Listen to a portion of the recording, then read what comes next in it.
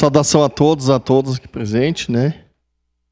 Vamos vereadores, a presidente, dizendo que eu acho que a preocupação é outra. Esse é alguma luz aí que está mostrando, porque a Universidade Federal está um cheiro de Universidade Federal pública para o Rio Grande do Sul, para a Serra, porque 3 Instituto Federal já foi anunciado, inclusive um aqui para a nossa região, aqui no Jardim, na área das Hortênsias, né? Em Gramado. São 100 institutos federais anunciados.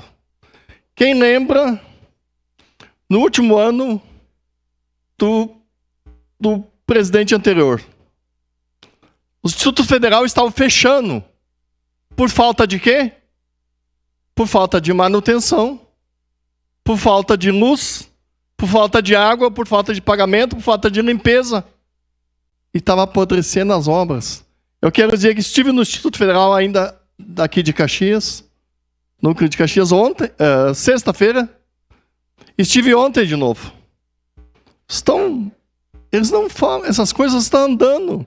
Ainda foi lá porque a deputada Daiane Santos me encarregou de deixar, se eles queriam, 200 mil de emenda. Para declarar voto. Para poder manter ainda cada vez mais aquele instituto.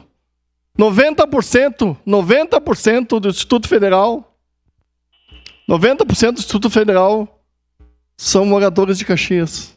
São moradores de Caxias. Então é importante dizer que as pessoas que saem formadas, se formam o ensino médio e depois o ensino superior.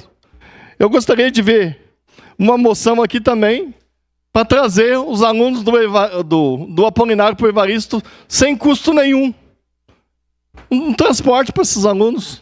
Gostaria que saísse uma moção dessa forma também, que fosse entre município e estado, fizesse essa parceria. Quer dizer que voto a favor dessa moção, mas tenho as minhas contrariedades dentro dela.